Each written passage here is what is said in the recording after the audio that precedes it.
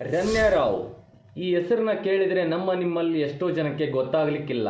ಆದರೆ ಈ ವಿಡಿಯೋನ ಒಂದು ಬಾರಿ ನೀವು ನೋಡ್ಕೊಂಡ್ ಬನ್ನಿ, ಇವ್ರು ಯಾರಂತ ಗೊತ್ತಾಗುತ್ತೆ. ಮಾಣಿಕ್ಯ ಮೂವಿಯಲ್ಲಿ ಆಕ್ಟ್ ಮಾಡಿರುವಂತಹ ಈ ನಮ್ಮ ಕನ್ನಡದ ಆಕ್ಟರ್ ರನ್ಯಾ ರಾವ್ ಅವರು ಕೆಲ ದಿನಗಳ ಹಿಂದೆ ಗೋಲ್ಡ್ ಸ್ಮಗ್ಲಿಂಗ್ ಕೇಸ್ ಒಂದರಲ್ಲಿ ಸಿಕ್ಕಾಕೊಂತಾರೆ. ಏಕೆ ರನ್ಯಾ ರಾವ್ ಅವರು ಈ ಕೇಸಲ್ಲಿ ಸಿಕ್ಕಾಕೊಂಡ್ರು? ಸರಿಸುಮಾರು 14 kgಗೂ ಅಧಿಕ ಚಿನ್ನವನ್ನ ದುಬೈಯಿಂದ ಇಂಡಿಯಾಗೆ ಹೇಗೆ ತರ್ತಿದ್ರು ಈ ರನ್ಯಾ ರಾವ್ ಅವರು? ಇಲ್ಲಿ ರನ್ಯಾ ರಾವ್ ಅವರು ಒಂದು ತಿಂಗಳಲ್ಲಿ ದುಬೈಗೆ ಎಷ್ಟು ಸರ್ತಿ ಹೋಗಿ ಬಂದಿರಬಹುದು ಅನ್ನೋದಕ್ಕೆ ಕೇವಲ ಒಂದು ಉದಾಹರಣೆ ಕೊಡ್ತೀನಿ ನಿಮಗೆ. ಇಲ್ಲಿ ಮೊನ್ನೆ ಸಿಕ್ಕಾಕೊಂಡಾಗ ಇಲ್ಲಿ ರನ್ಯಾ ರಾವ್ ಅವರು ಸುಮ್ಮನೆ ಸಿಕ್ಕಾಕೊಂಡಲ್ಲ. ರನ್ಯಾ ರಾವ್ ಅವರು ದುಬೈಗೆ 15 ದಿನದಲ್ಲಿ ಎಷ್ಟು ಬಾರಿ ಹೋಗಿರ್ಬೋದು ಅಂತಂದ್ರೆ 1 ಬಾರಿ ಹೋಗ್ಬೋದಾ, 2 ಬಾರಿ?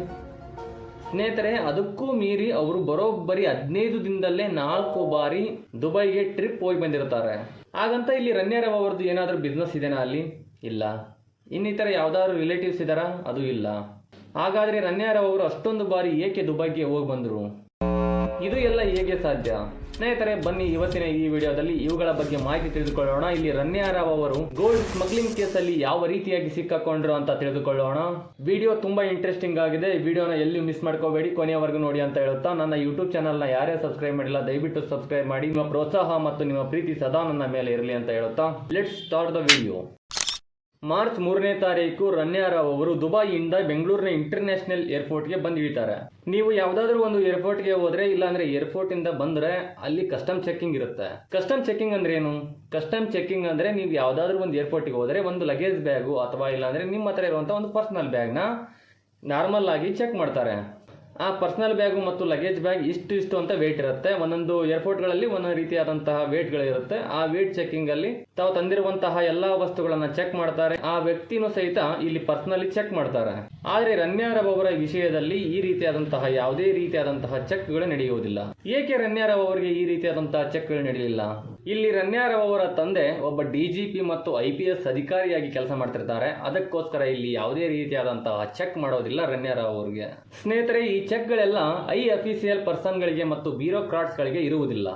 ಅವ್ರಿಗಂತಾನೆ ಒಬ್ರು ಪ್ರೋಟೋಕಾಲ್ ಆಫೀಸರ್ ಇರ್ತಾರೆ. ಅವ್ರು ಏನ್ ಮಾಡ್ತಾರೆ ಅಂತಂದ್ರೆ, ಏರ್ಪೋರ್ಟ್ ಇಂದ ಆ ವ್ಯಕ್ತಿ ಇಳಿದ ತಕ್ಷಣ ಯಾವುದೇ ರೀತಿಯಾದಂತಹ ಚೆಕ್ಕಿಂಗ್ ಗಳಿಲ್ಲದೆ ನೇರವಾಗಿ ಅವ್ರನ್ನ ಕರ್ಕೊಂಡ್ಬಂದು ಏರ್ಪೋರ್ಟ್ ಇಂದ ಹೊರಗಡೆ ಇಳಿಸಿ, ಅವರು ಕ್ಯಾಬ್ ಆಗ್ಲಿ ಇಲ್ಲ ಅಂದ್ರೆ ಅವ್ರದ್ದು ಪರ್ಸನಲ್ ಯಾವ್ದಾದ್ರು ಒಂದು ವೆಹಿಕಲ್ ಇತ್ತಂದ್ರೆ ಆ ವೆಹಿಕಲ್ ಅಲ್ಲಿ ಹತ್ಸೋವರೆಗೂ ಸಹಿತ ಆ ಪ್ರೋಟೋಕಾಲ್ ಆಫೀಸರ್ ಅವ್ರನ್ನ ಯಾವುದೇ ರೀತಿಯಾದಂತಹ ಚೆಕ್ ಇಲ್ಲದೆ ಸೇಫ್ ಆಗಿ ಕರ್ಕೊಂಡ್ಬಂದು ಕ್ಯಾಬು ಅಥವಾ ಅವರ ಪರ್ಸನಲ್ ವೆಹಿಕಲ್ ಅಲ್ಲಿ ಹತ್ತಿಸ್ಬಿಟ್ಟು ಕಳಿಸ್ತಾರೆ. ಅಲ್ಲಿವರೆಗೂ ಒಬ್ಬ ಪ್ರೋಟೋಕಾಲ್ ಆಫೀಸರ್ ಅವ್ರನ್ನ ನೋಡ್ಕೊಂಡಿರ್ತಾರೆ. ಇಲ್ಲಿ ರನ್ಯಾ ರಾವ್ ಅವರ ತಂದೆ ಒಬ್ಬ ಅಫಿಷಿಯಲ್ ಪರ್ಸನ್ ಆಗಿದ್ರಿಂದ ಇಲ್ಲಿ ರನ್ಯಾ ರಾವ್ ಅವರಿಗೆ ಯಾವುದೇ ರೀತಿಯಾದಂತಹ ಕಸ್ಟಮ್ ಚೆಕ್ ಗಳಾಗ್ತಿರೋದಿಲ್ಲ. ಡೈರೆಕ್ಟ್ ಆಗಿ ಇಲ್ಲಿ ರನ್ಯಾ ರಾವ್ ಅವರು ನೇರವಾಗಿ ಏರ್ಪೋರ್ಟ್ ಇಂದ ಹೊರಗಡೆ ಬರ್ತಿದ್ರು. ಅವ್ರ ತಂದೆ ಒಬ್ಬ ದೊಡ್ಡ ಆಫೀಸರ್ ಆಗಿದ್ದ ಕಾರಣದಿಂದ ಇಲ್ಲಿ ರನ್ಯಾ ರಾವ್ ಅವರಿಗೆ ಸಹಿತ ಯಾವುದೇ ರೀತಿಯಾದಂತಹ ಚೆಕ್ಗಳು ನೀಡ್ತಿದ್ದಿಲ್ಲ. ಇಲ್ಲಿ ರನ್ಯಾ ರಾವ್ ಅವರ ತಂದೆ ದೊಡ್ಡ ಆಫೀಸರ್ ಆಗಿದ್ರಿಂದ ಅವರ ಫ್ಯಾಮಿಲಿಯಲ್ಲಿ ಯಾರೇ ಆಗಲಿ ಅವರಿಗೆ ಯಾವುದೇ ರೀತಿಯಾದಂತಹ ಕಸ್ಟಮ್ ಚೆಕ್ಗಳು ಇರುವುದಿಲ್ಲ. ಡೈರೆಕ್ಟ್ ಆಗಿ ಏರ್ಪೋರ್ಟ್ ಇಂದ ಹೊರಗೆ ಬರ್ತಾರೆ. ಹಾಗಾದ್ರೆ ಇಲ್ಲಿ ರನ್ಯಾ ರಾವ್ ಅವರು ಹೇಗೆ ಸಿಕ್ಕಾಕೊಂಡ್ರು? ಸ್ನೇಹಿತರೆ, ನಾನು ಆಗ್ಲೇ ಹೇಳಿದಂತೆ ಇಲ್ಲಿ ರನ್ಯಾ ರಾವ್ ಅವರು ದುಬೈಗೆ ಬರೋಬ್ಬರಿ 15 ದಿನದಲ್ಲಿ 4 ಬಾರಿ ಹೋಗಿ ಬಂದಿರ್ತಾರೆ. ಒಬ್ಬ ಸರ್ವೇ ಸಾಮಾನ್ಯ ವ್ಯಕ್ತಿ 4 ಬಾರಿ ದುಬೈಗೆ ಹೋಗಿ ಬರ್ತಾನೆ ಅಂದ್ರೆ ಹೇಗೆ ಸಾಧ್ಯ? ಅದು ಯಾವುದೇ ರೀತಿಯಾದಂತಹ ಬಿಸ್ನೆಸ್ ಇಲ್ಲ, ಇನ್ನು ಯಾವುದೇ ರೀತಿಯಾದಂತಹ ರಿಲೇಟಿವ್ಸ್ ಇಲ್ಲ ಅಂದ್ರೆ ಪ್ರವಾಸಕ್ಕೆ ಹೋಗಿ ಬರ್ತಾನೆ ಅಂತಂದ್ರೆ ಅದೇ ಹೇಗೆ ಸಾಧ್ಯ? 15 ದಿನದಲ್ಲಿ 4 ಬಾರಿ ಹೋಗಿ ಬರ್ತಾನೆ ಅಂದ್ರೆ ಅದೇ ಹೇಗೆ ಸಾಧ್ಯ? ಸ್ನೇಹಿತರೆ, ಇಲ್ಲಿ ಇದೇ ಡೌಟ್ ಇಲ್ಲಿ DRI ಗೆ ಬಂದಿರುತ್ತೆ. DRI ಅಂದ್ರೆ ಏನು? Direct rate of revenue intelligence. ಸ್ನೇಹಿತರೆ, ಇಲ್ಲಿ DRI ಸುಮ್ಮನೆ ಅಫಿಷಿಯಲ್ ಪರ್ಸನ್ ಗಳಿಗೆ ಯಾವುದೇ ರೀತಿಯಾದಂತಹ ಚೆಕ್ ಗಳನ್ನು ಮಾಡೋದಿಲ್ಲ. ಅವರಿಗೆ ಯಾವ್ದಾದ್ರು ಒಂದು ಮೂಲದಿಂದ ಕೆಲವೊಂದಿಷ್ಟು ಮಾಹಿತಿಗಳು ಬಂದಿರುತ್ತವೆ, ಅವಾಗ ಚೆಕ್ ಮಾಡ್ತಾರೆ DRI. ಅದೇ ರೀತಿ ಇಲ್ಲಿ ರನ್ಯಾ ರಾವ್ ಅವರನ್ನು ಚೆಕ್ ಮಾಡಿದಾಗ ಇಲ್ಲಿ ಬರೋಬ್ಬರಿ ನೀವು ಯೋಚನೆ ಮಾಡೋಕ್ಕೂ ಸಾಧ್ಯ ಇಲ್ಲ, 14 kgಗೂ ಅಧಿಕ ಚಿನ್ನ ಅವರ ಹತ್ರ ಸಿಗುತ್ತೆ. ಸ್ನೇಹಿತರೆ, ಆ ಚಿನ್ನದ ಬೆಲೆ ಎಷ್ಟು ಅಂತಂದ್ರೆ 12.6 ಕೋಟಿಗೂ ಅಧಿಕ ಬೆಲೆ ಬಾಳುವ ಚಿನ್ನವನ್ನ ಅವರ ತೊಡೆಯ ಭಾಗದಲ್ಲಿ ಇಟ್ಟುಕೊಂಡು ಬಂದಿರ್ತಾರೆ ದುಬೈಯಿಂದ ಇಲ್ಲಿಗೆ. ಅಲ್ಲಿ ಗೋಲ್ಡ್ ಸಿಕ್ಕ ತಕ್ಷಣ ಅವರ ಮನೆಯನ್ನು ಸಹಿತ ರೈಡ್ ಮಾಡ್ತಾರೆ. ಅಲ್ಲಿ ಸಿಕ್ಕಿದ್ದು ಬರೋಬ್ಬರಿ 2 ಕೋಟಿಗೂ ಅಧಿಕ ಮೌಲ್ಯದ ಚಿನ್ನ ಮತ್ತು ಅದು ಅಲ್ಲದೆ 2 ಕೋಟಿಗೂ ಅಧಿಕ ಮೌಲ್ಯದ ಕ್ಯಾಶ್ ಅಲ್ಲಿ ಸಿಗುತ್ತೆ. ಸ್ನೇಹಿತರೆ, ಇಲ್ಲಿ ರನ್ಯಾ ರಾವ್ ಅವರು ದುಬೈಯಿಂದ ತಂದಿರುವಂತಹ ಗೋಲ್ಡ್ ಮತ್ತು ರನ್ಯಾ ರಾವ್ ಅವರ ಮನೆಯಲ್ಲಿ ಚೆಕ್ ಮಾಡಿದಾಗ ಸಿಕ್ಕಿರುವಂತಹ ಅಮೌಂಟ್ ಬರೋಬ್ಬರಿ 17 ಕೋಟಿಗಿಂತ ಅಧಿಕವಾಗಿರುತ್ತೆ. 12.56 crores, the jewelry that goes up to over 2.06 crores, cash also worth over 2.67 crores, and what is the total amount that we are looking at?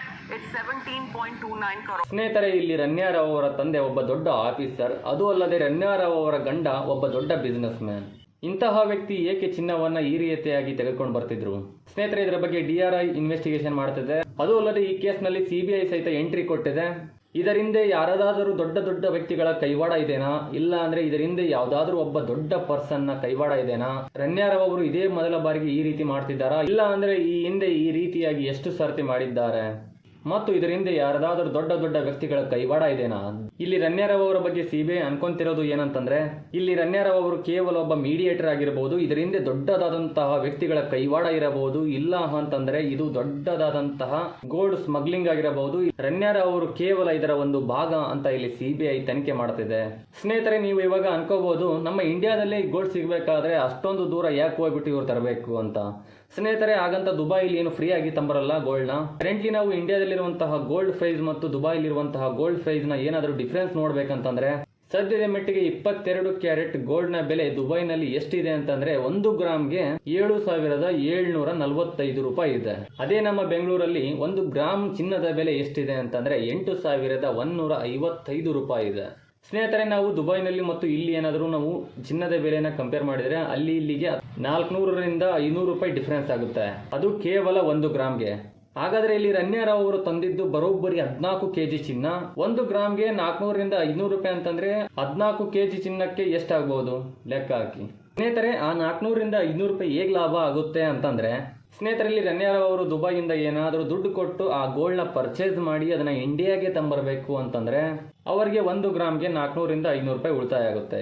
ಹೇಗೆಂದ್ರೆ ಸ್ನೇಹಿತರೆ, ಇಲ್ಲಿ ಇಂಡಿಯಾದಲ್ಲಿ ಕಸ್ಟಮ್ ಡ್ಯೂಟಿ ಟ್ಯಾಕ್ಸ್ ಆಗಿರಬಹುದು, ಇಲ್ಲಿ GST ಆಗಿರಬಹುದು, ಇದರದೆಲ್ಲ ದುಡ್ಡನ್ನ ಅವ್ರೇನಾದರೂ ಕಸ್ಟಮ್ ಡ್ಯೂಟಿ ಟ್ಯಾಕ್ಸ್ ಇಂದ ಮತ್ತು GST ಇಂದ ಏನಾದರೂ ತಪ್ಪಿಸ್ಕೊಂಡು ಹೊರಗಡೆ ಬಂದರೆ ಹತ್ತಿರ 1 ಗ್ರಾಮ್ಗೆ 400ರಿಂದ 500 ರೂಪಾಯಿ ಉಳಿತಾಯ ಆಗುತ್ತೆ. ಆ ರೀತಿಯಾಗಿ ಅವರು 14 kg ಚಿನ್ನ ತಂದಿದ್ದಾರೆ. ಅರ್ಥ ಆಯ್ತು ಅನ್ಕೊಂತೀನಿ.